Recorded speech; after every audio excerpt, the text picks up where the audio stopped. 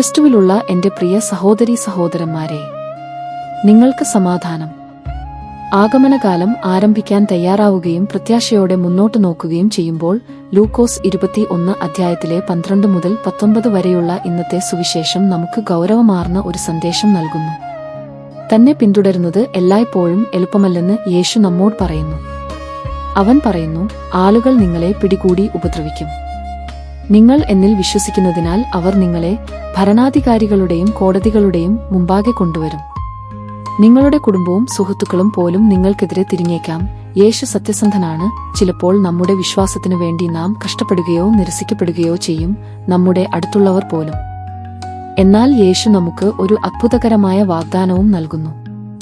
അവൻ പറയുന്നു, നിങ്ങൾ കഷ്ടത്തിലാകുമ്പോൾ നിങ്ങൾ എന്തു പറയുമെന്ന് ഭയപ്പെടുകയോ വിഷമിക്കുകയോ ചെയ്യരുത്. ഞാൻ നിങ്ങൾക്ക് ജ്ഞാനവും ശരിയായ വാക്കുകളും നൽകും. നിങ്ങൾ ഉറച്ചു നിൽക്കുകയും ഉപേക്ഷിക്കാതിരിക്കുകയും ചെയ്താൽ ഒടുവിൽ നിങ്ങൾക്ക് ജീവൻ ലഭിക്കും. നിങ്ങളുടെ തലയിലെ ഒരു രോമം പോലും നഷ്ടപ്പെടുകയില്ല. നമുക്ക് ഒരിക്കലും പ്രശ്നങ്ങൾ നേരിടേണ്ടി വരില്ലെന്ന് യേശു പറയുന്നില്ല, പക്ഷേ എല്ലാത്തിലും അവൻ നമ്മോടൊപ്പമുണ്ടാകുമെന്ന് അവൻ വാഗ്ദാനം ചെയ്യുന്നു. ഈ വാക്കുകൾ വെറും പഴയകാല വാക്കുകൾ മാത്രമല്ല, ഇന്നും സത്യമാണ്.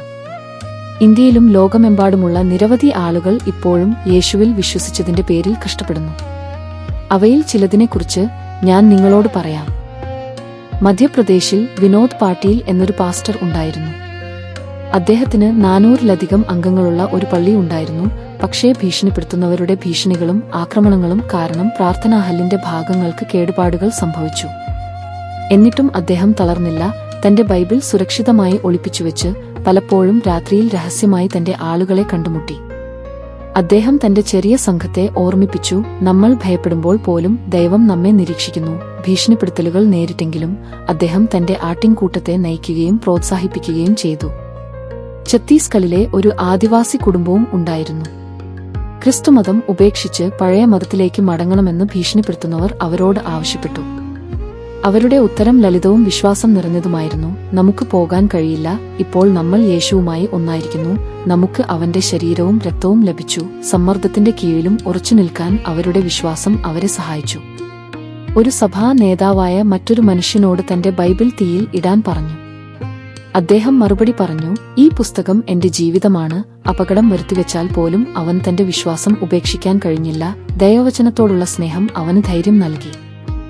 പിന്നെ ഒരു യുവതി ഉണ്ടായിരുന്നു, അവളുടെ കുടുംബത്തിലെ ഏക ക്രിസ്ത്യാനി.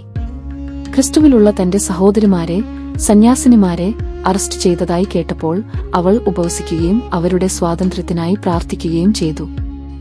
അവൾ ഭയത്തിനോ സങ്കടത്തിനോ വഴങ്ങാതെ തന്റെ സുഹൃത്തുക്കൾക്കു വേണ്ടിയും പ്രാർത്ഥനകൾ അർപ്പിച്ചു. ഇന്നത്തെ സുവിശേഷത്തിൽ യേശു പഠിപ്പിക്കുന്നത് ഈ കഥകളെല്ലാം കാണിക്കുന്നു. നമുക്ക് ബുദ്ധിമുട്ടുള്ള സമയങ്ങൾ ഉണ്ടാകാം, പക്ഷേ വിശ്വാസവും പരിശുദ്ധാത്മാവും ഉണ്ടെങ്കിൽ നമുക്ക് ധൈര്യമുണ്ടാകും. കാര്യങ്ങൾ ബുദ്ധിമുട്ടായിരിക്കുമ്പോൾ പോലും യേശു നമ്മെ സംസാരിക്കാൻ സഹായിക്കുന്നു, നമ്മെ ശക്തിപ്പെടുത്തുന്നു, ഉറച്ചു നിൽക്കാൻ നമ്മെ സഹായിക്കുന്നു. നമുക്ക് ഓർമ്മിക്കാം, പ്രശ്നങ്ങളും പീഡനങ്ങളും കഥയുടെ അവസാനമല്ല. യേശു എപ്പോഴും നമ്മോടൊപ്പമുണ്ട്. നമ്മൾ തളരുന്നില്ലെങ്കിൽ നമ്മുടെ പ്രതിഫലം അവനോടൊപ്പമുള്ള എന്നേക്കുമുള്ള ജീവിതമാണ്. അതിനാൽ നമുക്ക് പരസ്പരം വേണ്ടിയും വിശ്വാസത്തിനു വേണ്ടി കഷ്ടപ്പെടുന്ന എല്ലാവർക്കും വേണ്ടിയും പ്രാർത്ഥിക്കാം. ദൈവം നമ്മെ ധൈര്യം, പ്രത്യാശ, സമാധാനം എന്നിവയാൽ നിറയ്ക്കട്ടെ. ആമേൻ.